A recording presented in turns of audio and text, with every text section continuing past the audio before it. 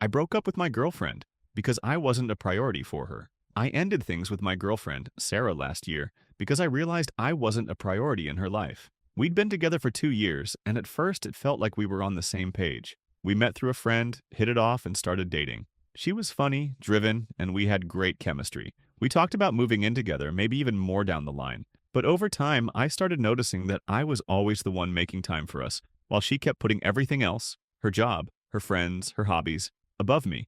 It started small. Sarah worked long hours at a marketing firm, which I respected. She was ambitious, and I liked that about her, but she'd cancel plans last minute because of work emergencies that didn't seem urgent. Like she'd ditch our dinner to help a coworker with a presentation due next week. I'd try to be understanding, but it happened more and more. I'd plan a weekend away, and she'd say she was too tired or had to meet up with her friends instead. When we did hang out, she was often distracted, scrolling through her phone or talking about work drama. I brought it up a few times, saying I felt like I was low on her list. She'd apologize, say she'd do better, and for a week or two, things would improve. She'd plan a date or make time to watch a movie with me. But then it'd go back to normal. Her job, her gym routine, her book club always came first. I started feeling like I was begging for her attention, which wasn't how I wanted to feel in a relationship. I'd wait for her to text back for hours only to get a one-word reply while she'd spend all night out with her friends. The breaking point came during my birthday. I didn't want anything big, just a quiet night with her. I told her a month in advance, and she promised we'd do something special. The day came, and she texted me at noon saying she had to cover a work event and couldn't make it. She offered to reschedule, but it stung. I spent my birthday alone eating takeout while she posted pictures online of her laughing at some networking thing. That night, I realized I was tired of feeling like an afterthought. I didn't break up with her right then, but I started thinking about what I really wanted, and it wasn't this. After my birthday, I stopped chasing her. I didn't make some announcement. I didn't explain myself. I just went quiet. Not out of spite, out of clarity. I'd been forcing something that clearly wasn't mutual. We hadn't been fighting, that was the problem. No drama, just absence. She didn't show up for me, and I kept shrinking my expectations so it wouldn't feel like rejection. But after sitting alone on my birthday while she posted photos at a work event she couldn't miss, something in me finally snapped. Quietly, cleanly. I decided to stop initiating anything. No texts, no plans. I waited to see if she'd reach out, suggest something, even just ask how I was. She didn't. I got a few lazy replies here and there. Nothing real, no effort, no presence. I could have vanished and she wouldn't have noticed. That week dragged. Every day confirmed what I already suspected. I was in a one-sided relationship. I had been for a while. I just didn't want to admit it. I thought if I held on a bit longer, things might turn around. But they didn't. They just got quieter. Then came the weekend. Saturday, I texted and asked if she wanted to come over. Simple. She said she was too tired, wanted to rest. I told her that was fine. I didn't push. An hour later, I saw she was tagged at a rooftop brunch. Hair done, makeup, drinks, the whole thing. Tired? Sure, I didn't confront her. I didn't even feel angry. I just felt stupid. I wasn't asking for much. A couple hours together, some effort. But she couldn't even be honest about that. It wasn't about the brunch. It was about how easy it was for her to lie. Like I didn't matter enough for the truth. After that, I mentally checked out. I still waited a few days just to be sure, but nothing changed. She didn't follow up, didn't explain, didn't notice I'd gone cold. That's when it hit me. How little I actually meant in her day-to-day life. I wasn't part of her routine. I was something she remembered when it was convenient. When I finally ended it, she acted surprised, said she didn't realize things were that bad. But that was the whole problem. They'd been that bad. She just hadn't noticed, because it never affected her. She didn't cry, didn't fight for it. She said she was sorry, said she was busy, said she didn't mean to hurt me. But it all sounded like someone apologizing for forgetting to respond to an email, not for neglecting a relationship. And honestly, I didn't feel anything by then. I walked away without needing to explain more. I wasn't bitter. I wasn't broken. I just felt done. I had given chances, asked for balance, tried to make it work. But I wasn't going to keep proving my worth to someone who never made room for me in the first place. After the breakup, she didn't say much. A couple of texts over the next week. One asking if I was okay. Another saying she hoped we could still be friends. I didn't respond. Not because I wanted to be cold, but because there wasn't anything left to say. She had years to show up, and she didn't. A text after the fact wasn't going to fix anything. I didn't expect heartbreak, and I didn't get it. What I felt was more like relief. I wasn't constantly checking my phone. I wasn't measuring my worth by whether or not she remembered me that day. The silence didn't hurt. It felt earned. A few mutual friends asked what happened. I gave the short version. Said we drifted. Said I felt like I was putting in more than I got back. Most of them nodded like they already knew. One of them even said, "Yeah, she's not great at making time for people." That stuck with me. Everyone had seen it. I just didn't want to believe it. I started rebuilding my days without her in them. Not in a dramatic way, just the normal stuff. Grocery shopping alone, going to the gym without checking in first, weekends with no plans and no one to cancel them. And over time, I realized I didn't miss her. I missed the version of her I thought I had, the one who made time for us in the beginning. But that version hadn't been around in a long time. Months passed, and I never heard from her again. She didn't try to check in, didn't try to fix anything, which confirmed everything. If I hadn't been the one holding the relationship up, it would have ended a lot sooner. I don't think she was a bad person. She just wasn't built for commitment, not the kind that requires consistent effort. She liked freedom, options, her own rhythm, and I'm not mad about that. But I know now that I need something different. I need someone who chooses me even when it's inconvenient. Someone who doesn't need to be reminded that I'm there. Looking back, I stayed too long hoping she'd change. I ignored how often I felt like an extra in her life. I excused her absence because I didn't want to start over. But starting over turned out to be the best part, because now I know what I won't tolerate again.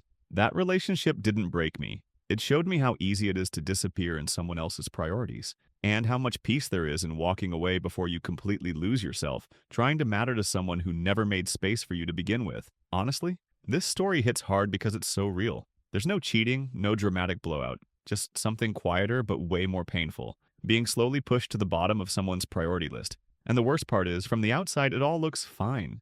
No yelling, no betrayal, just silence, excuses, and being constantly rescheduled. Now that this one's out of the way, let's move on to the next story. I had to cut out my alcoholic dad from my life. After he tried to fake illness to skip my wedding, I invited my dad to my wedding out of obligation. That's the truth. He was never a real father to me, more like a drunk relative I got stuck with at birth. But people kept saying things like, "He's still your dad," so I did what was expected. Sent the invite, left the door open, gave him a chance to do the bare minimum. He said he'd be there. Promised, actually. Even got emotional on the phone when I told him the date. Said he wouldn't miss it for anything. And I wanted to believe him. Not because he'd earned it, but because part of me still hoped he'd show up and finally act like a parent. Just once. The weeks before the wedding were busy. My partner and I handled everything ourselves. Venues, seating, food, coordination. No one really helped, including him. He didn't ask how things were going. He didn't offer money. He didn't even pretend to care. But I still held on to that hope that maybe, if nothing else, he'd put on a suit and show up on time.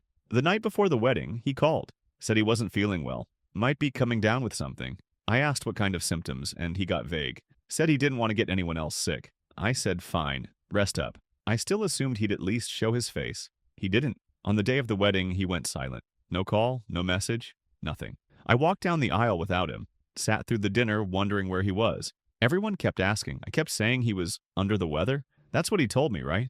But then one of my cousins pulled me aside during the reception. She said she saw him earlier that day, outside a liquor store, smoking, laughing. Perfectly fine. No cough, no fever, no signs of being sick at all. I didn't react right away. Just nodded, kept it together, and went back inside. Finished the night pretending it didn't affect me. But in my head, I was done. That was the last time I ever made space for him. After the wedding, I didn't call him. I didn't ask for an explanation. I figured if he had any shame at all, he'd reach out and apologize. But he didn't. A week passed. Nothing. Then two. Still nothing. Not even a message to ask how it went, like it never happened. My mom tried to smooth things over, said he was probably embarrassed and didn't know how to face me. She's always done that. Covered for him, softened his mess. I used to let her. I didn't this time. I told her it wasn't about embarrassment. It was about him choosing alcohol and excuses over his own child. Again. It wasn't the first time he flaked. He missed my high school graduation because he was locked out of his car. Missed a birthday once because he was on antibiotics and couldn't drive. Always some vague story. Always bad timing.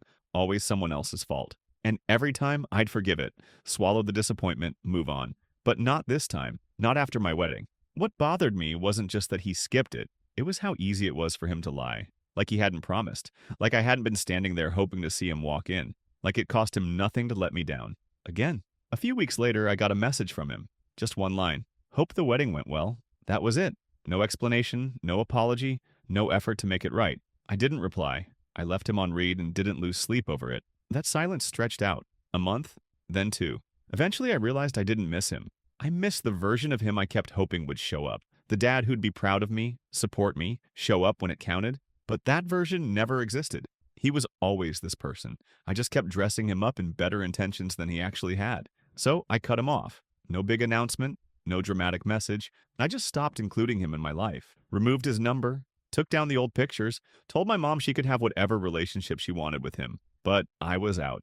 Not because of one missed event, but because it was the final proof I needed that he wasn't going to change. Cutting him off didn't feel like a big decision. It felt overdue. Some people noticed. My mom mostly. She kept trying to bring him up, test the waters. He's been asking about you. He's been going to meetings. I'd nod and change the subject. I didn't need to debate it. I wasn't interested in his progress report. I'd given him 30 years of chances. He used all of them.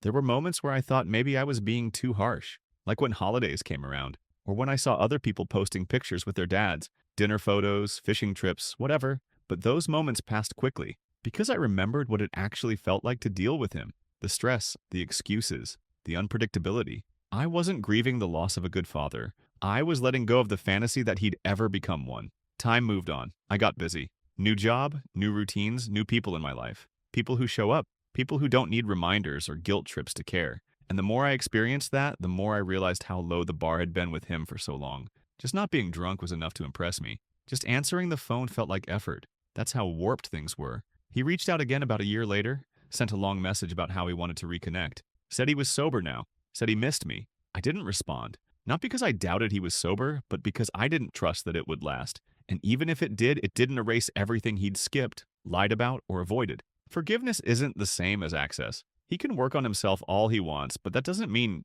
he gets a front row seat to my life. I built peace without him in it, and I'm not tearing that down just to be polite. The last time someone brought him up, they asked if I thought I'd ever talk to him again. I said maybe, but it wouldn't be out of guilt, and it wouldn't be to fix anything. It would be on my terms, not his. And until then, I'm fine with the silence. Some people are just better left outside the door, especially when they've spent your whole life proving they never plan to stay in the room.